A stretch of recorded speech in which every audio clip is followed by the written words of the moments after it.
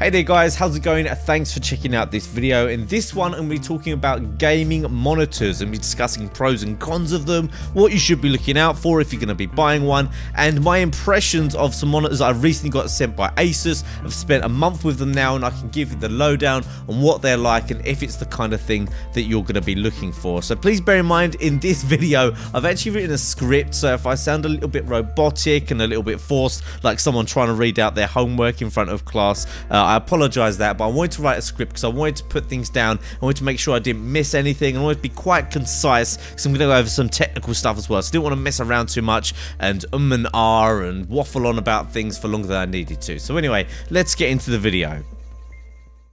So this all came about because Asus recently sent me out two 1080p 144Hz gaming monitors, and I've used them now for about a month, so I think I can give you some really good opinions on what it's like using monitors like these. And they asked me if I could feature my experiences in a video, so I thought this would also be a great opportunity to give you guys some advice on gaming monitors, how to maximize your gaming experience for the needs that you've got and for the budget. Now, I'm under no obligation to actually praise or recommend the product. They've just sent me it almost like a review. There's no sponsorship or anything like that. They sent me them for free, so whether you want to take that into consideration with what I'm going to say, though I'm not actually going to speak specifically too much about their exact product. If you want to check it out, obviously they've sent me a link where you can check it out, and a discount code as well if you do want to check out the ones that I'm using in the description. But I don't really have to say it's any good. They just want me to give my impressions after a while, and I think it's only fair I did that, so that's what I'm going to be doing here. So most of us throw away thousands of pounds or dollars into gaming, whether it be our consoles or gaming PCs, but not all of us make the most out of it with a suitable gaming monitor. Not everyone is using the right kind of monitor to make the most out of it. It's very tempting to plug it in to a big TV that you might have. I mean, big TVs are expensive, so the automatic thought is, if you don't know much, that must be good. But when it comes to PC gaming especially, you might want to purchase something that is a little bit better. And I know it's difficult. Sometimes you've just built a PC rig and you spend all of your money on making that as good as possible, but there's certain reasons why you might want to try and invest in a monitor, if not further down the line if you're not already. But at some point, if you are playing PC especially, or even if you are just gaming on a console, you want quick response time, good contrast, you might want to check out some of the higher end stuff. So in this video, I'm going to go over the pros and cons of purchasing a dedicated gaming monitor and what you should be considering if you do decide to do so. Also going to be going to the specs of the Asus monitors that I've been sent, and obviously if you want to check them out, like I said in this video, there is a link in the description. Just click that link and have a look at them. Maybe while I describe this stuff, it's going to give you a better idea of what I'm talking about when you see the specs over there.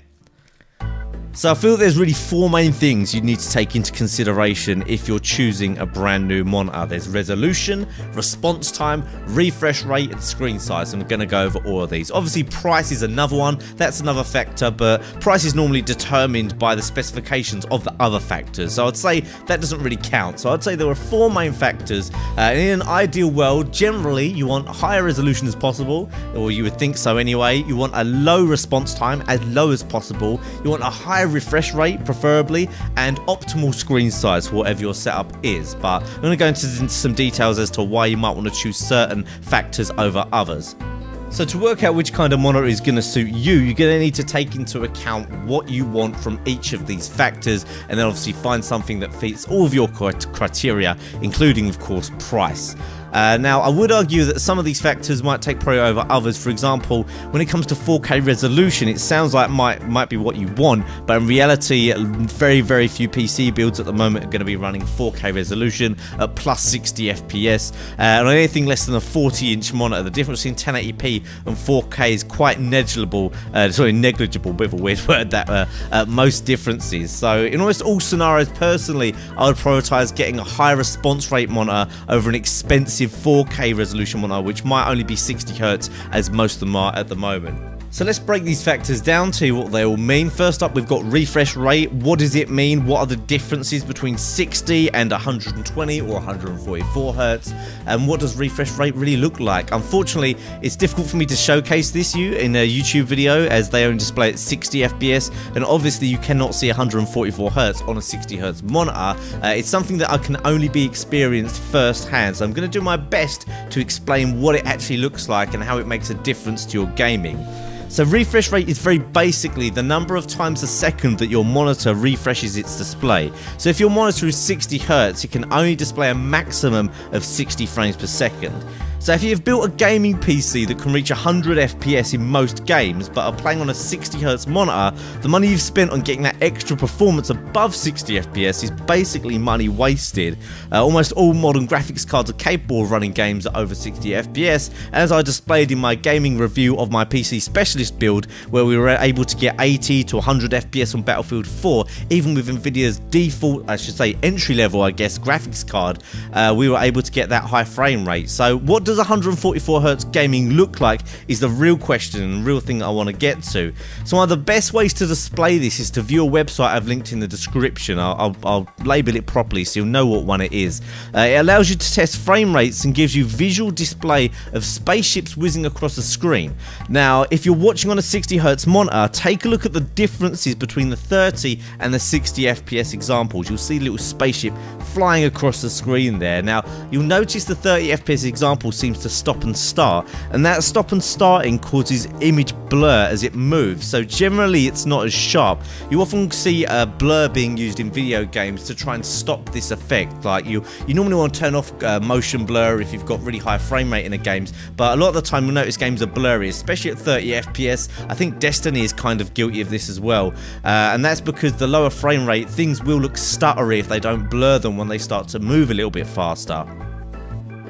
So notice how the 60 FPS example looks a lot sharper when you actually track it across the screen. Keep your eye on it and watch it move across the screen. Now the best way I can describe 144Hz or 120Hz is imagine that with being twice as sharp as it is now as it moves, and as you increase the speed, which you can do on that website, you'll notice that it stays super sharp still even when it's moving very fast.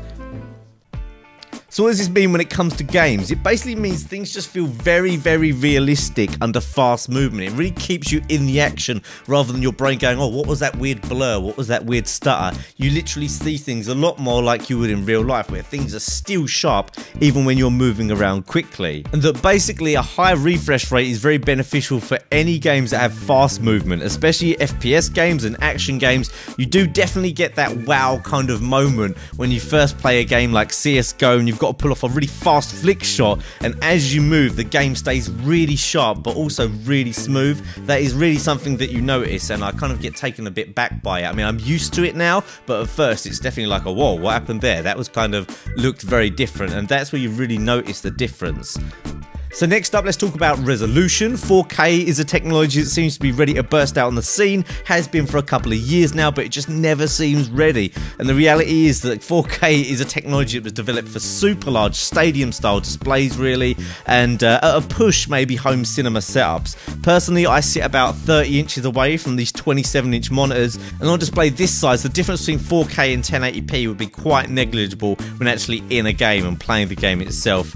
And the fact that 4K monitors are considerably more expensive and often at the expense of a higher refresh rate, I would personally always go for 1080p if it meant it was more affordable and I could get a higher refresh rate as well.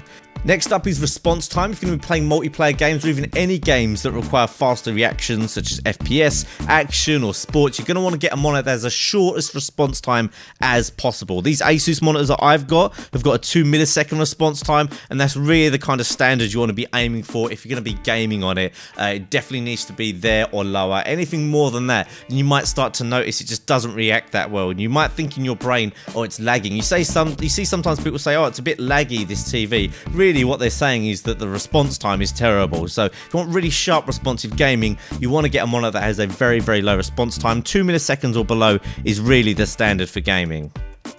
The last factor out of the factors that I chose to discuss was screen size. This is one that's going to factor into your budget a little bit as well, potentially. If you go for a large screen, it's going to really start to become a lot more expensive, especially with the high refresh rate or the high resolution monitors. And personally, I wouldn't recommend anyone go above 28-inch monitors for a standard desk setup or any setup where you don't sit more than, say, 4 feet away from the screen.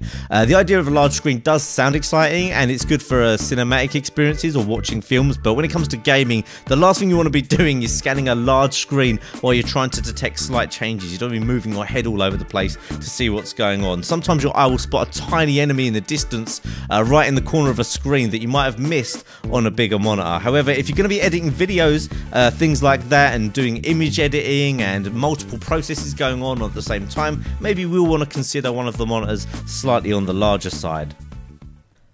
So in my opinion, with current technology, you can probably forego 4K large screen monitors. If you want an optimal setup, I would probably go 1080p. I mean, if you've got endless amounts of money, sure, maybe go higher for those high refresh rates. But personally, I think a 1080p high refresh rate monitor is absolutely ideal. You want a low response time as well, and around a mid-size monitor for a good overall experience. Obviously a bit larger if you're sitting further away and you want to do multiple things with it. But if you're just into your gaming, anything from like the 21 to the 20-inch size monitors are going to be absolutely ideal, and obviously take into account the other factors that we've discussed. And also, obviously, refresh rate is a big key. If you've got a gaming PC and you're getting plus 60 frames out of it, like I said earlier, you really want to make the most out of that money that you threw into that GPU and to get those extra frames. So get yourself a high refresh rate monitor. Definitely look into them if you don't have one already. So obviously, I'm really impressed with the monitors I got sent by Asus. The really high refresh rate is the main thing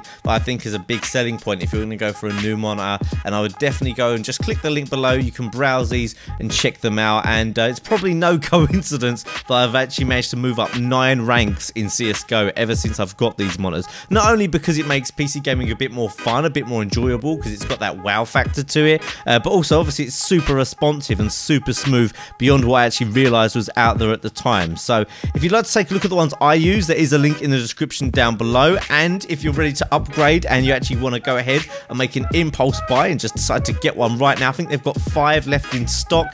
You can use JAYEX as a discount code over there. That will get you 5% off, and I think that's a considerable saving on a monitor. They're not that cheap, these monitors, but 5% off is really going to make a difference to that if you decide to get one. So hopefully I've given you the best advice I could think of. I'm sorry this was a little bit cheesy with the way I wrote a script, but I wanted to cover these monitors. Really wanted to thank Asus for sending them out to me, and I wanted to give you guys the best, I suppose, explanation of what high hertz gaming is like, because I wouldn't know where to go to find that out, and I haven't seen that around too much on the internet, so I thought that might be useful to you guys who haven't checked it out yet. So that's it for this video. Thanks again for checking out, guys, and I'll see you next time.